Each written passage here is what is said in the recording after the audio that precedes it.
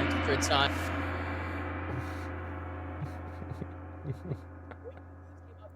I don't think anyone was actually prepared for this to happen because it hit me like a nuke.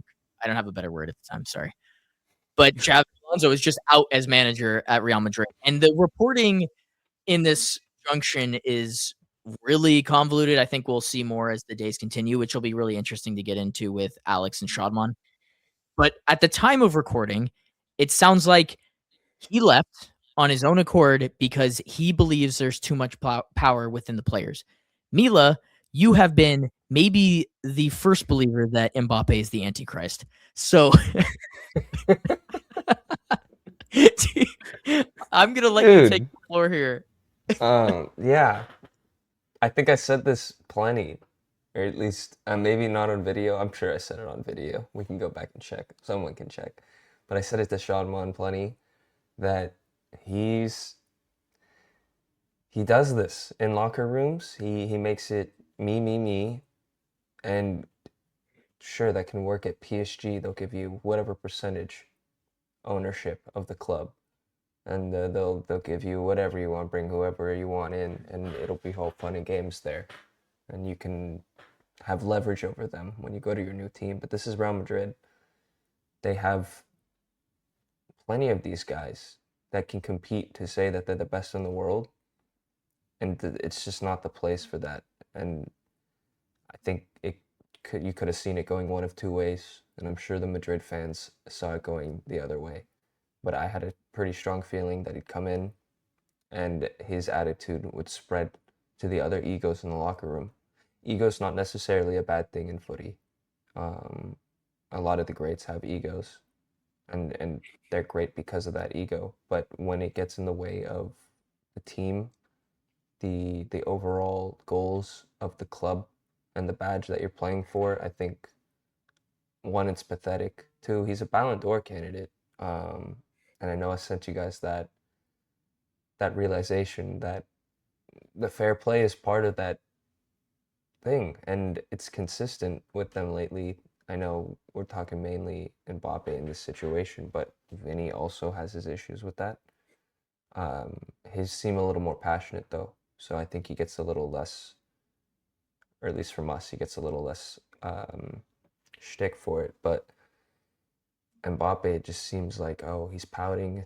It's not going his way, so he doesn't want to do this. Specifically with a guard of honor against one of your biggest rivals. No one wants to do a guard of honor for your biggest rivals, but they've done one for them in this situation. And from the reports, it seems like Xabi Alonso, the professional he is, wanted his team to do that, and he didn't have the control over the locker room to basically be like, get your ass out there and do the guard of honor, because they either don't respect him or the board doesn't respect him, and that has rubbed off on the players. So it's a mess, and you could say it's harsh to blame it on one player, but I think Ancelotti was doing an okay job of managing the egos. There was some tactical questions and substitution issues that people had complained about, but in terms of the egos, it was fine. It took 1 year of Mbappe. Now they're moving on to the next coach. It seems like we're getting to a point where players are outlasting the coaches more often now, and that's having a big effect on how clubs operate, as we've seen this past 2 weeks. Whereas before, I think you would say, oh, the manager's probably going to outlast most of these players. So, oh, it's super interesting. But what do you guys think about it, and Boob? Yeah, I think we looked at it in the summer with Xabi and the situation he's walking into. It's really hard to kind of build this project and lay this sort of foundation when you're at the biggest club, the penultimate, like it's Real Madrid. Like you're not going to have time to get through growing pains. I think he had like a 71% win percentage in his time there, but it didn't feel that way because every loss is under a magnifying glass. So yeah, it did feel, especially in hindsight, like an untenable situation given what he's being asked to do, and the tools he has to do it. I mean, I feel like I brought it up a lot with how Real Madrid have been built. it's Galactico era, right? Where it's like, oh, we're bringing in the best players, but you have a bunch of like left-footed tens. You have all left wingers. You don't have enough defenders. Your midfield is not the same, regardless of how many good young midfield talents they have. It's not what it was, and I think part of that's also just that DNA at Real Madrid, right? Like a Luka Modric, a Toni Kroos, just having those types of guys. Even Danny Carvajal's still there, but like the likes of Nacho, like those sort of guys that understood. Like you're saying, like those guys had egos. They're some of the best players in the world at one of the best clubs in the world, but they understood the sacrifices necessary in order to win. I think they had that locked up before Mbappe arrived, right? The Vinny, Rodrigo, Bellingham front three.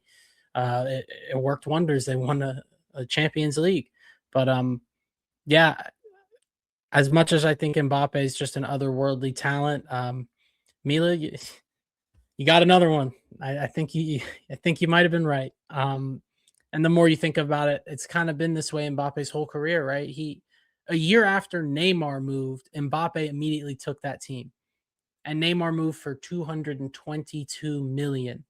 Like, I feel like this has kind of been a pattern throughout his career where it's just been yes to everything. And those shortcuts are starting to catch up. You guys know how big of a fan of Mbappe I am. So I'll save my thoughts on him in particular, because I think this is more, I can't say the word right now, but I think it's more a byproduct of the system in general with Real Madrid. And I think they have given so much power to everyone involved. All the players have way too much power, and I think that goes. I think that goes beyond Mbappe. I think he's going to be the outlier here, or not the outlier. I think he's going to be the main sticking point because he's the biggest and best player. He's one of the best players in the world, and everywhere he's gone, that tends to follow him, right? But I just think if we put the facts out in front of us, right, and we go from where we're at currently to 1,000 meters away, and we look at where it started, which was Real Madrid wanted a tactical manager. So they got rid of the vibes manager for the tactical manager.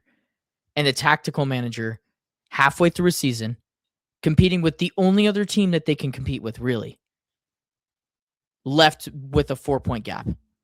That's crazy.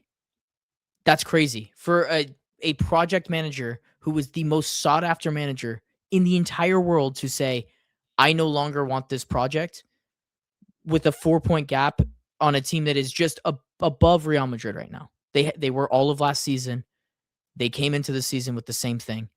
For him to say, I want out, is so baffling. And it just says everything about what I need to know about Perez and the way that they're currently being run. Because I think everyone's got ridiculous power. Because as much as we want to highlight Mbappe, and I know that nobody wants to do it right now, but I think Vinny, Mila, you said it too. Like, this guy has openly done it. Rodrigo openly did it. Valverde has been openly spoken about the manager. It's multiple players. I don't think it's only Mbappe. But to your point, this is supposed to be the best player on planet Earth.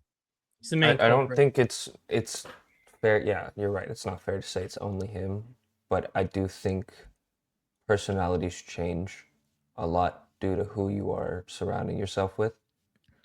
And if you looked at this a year or two ago with no Mbappe, I'm not necessarily sure. These conversations are still coming into play. Rodrigo never had this attitude. This is a new thing. Well, yeah, when everything's going good, you're never going to have these issues. But once it goes bad, like, it was starting to go bad with Ancelotti, and then everything kind of sparked. Vinny started going and getting like his news. I just think that I will talk about Mbappe because it needs to be better. The answer, and I told you guys, like, he's turning into a version of Zlatan, where the trophies don't follow how good this player is, and that's alarming. He's running off the success of when he was a young player that everyone was marveling at. And while he puts up the goals and the assists and he's got the statistics, that doesn't matter in this sport if you're not winning trophies. Ronaldo and Messi aren't in the conversation of the greatest of all time without the trophies. I mean, what is the one thing that has avoided Ronaldo that gets marked against him the most? The World Cup. Mbappe's got it, and he doesn't have anything else to platform him. Every other great player got the other stuff first. He did the inverse. He got the hardest part out of the way first. and he hasn't been able to duplicate or pull up any other team other than one of the great Monaco sides of recent memories. And that's alarming from a Mbappe standpoint. And I'm one of his biggest fans. That's why I started by protecting everything him. you just said is my arguments to. He's just a spoiled brat, bro. He might be, yeah. And it rubs off on the people around you. You hang out with spoiled brats, you're gonna act like a spoiled brat. That's their 2 stars. Their 2 stars are spoiled brats.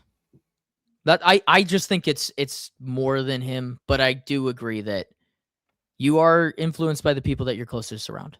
Well, I don't think I would talk anywhere like you're highly saying, of he's City supposed to be if we weren't on the spot, a or big Chelsea player. for that matter. He's supposed to be one of the guys in times of been bad times. You're supposed to lead by example. Supposed to pick up your teammates. He doesn't do any of that shit. No. So what? He can play good footy. Like you were saying, if the trophies don't come with it at this point, then we're all living in the past. And that's my fucking biggest pet peeve in footy, is living in the past.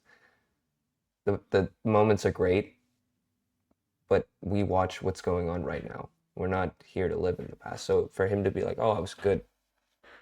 How long ago was that? I mean, 8 no, years ago? he is still. I mean, good. he's still good. He's still good. But to back up Yeah. the stuff with trophies and stuff, like he had a very good team at Monaco, and they went far in the Champions League. He had probably the best national team with him at France, and he did help them a lot to go win that trophy. And that's that. Gets a 200 mil move to PSG, gets Messi, gets Neymar. And I think they expected a Champions League. That was a massive failure in their eyes. They blew it up. And then he became this toxic piece, not just in the dressing room, at the entire club, funneling away funds. Like, I don't know. He's a detriment to the team and the club wherever he goes outside of Monaco, because they made a fuck ton of money out of him and they got rid of him before he could cause any issues. PSG won a sextuple. I mean, to support your argument, they literally won every trophy available to them bar one as soon as he left. And Real Madrid, the club that wins trophies, did not win a trophy. So as unbelievable as he is, as amazing as his goal scoring is, yeah, at a certain point, he's entering his prime years.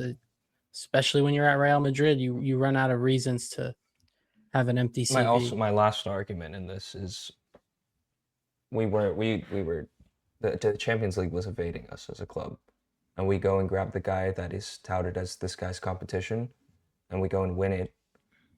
We go and win it, everything that we can, almost everything that we can, and he's continuously helping us win. And it's not like to say that City's a much different club in Madrid when it comes to those aspects. They should both be racking in the trophies, much longer time. But if we're comparing it like they do Messi, Ronaldo, then you have to look at that too, I think. And to say that, oh, he has a World Cup, Holland's been scoring goals left and right for international, no one cares. He just got them to the World Cup. And he does it now. For the first time in 30 years.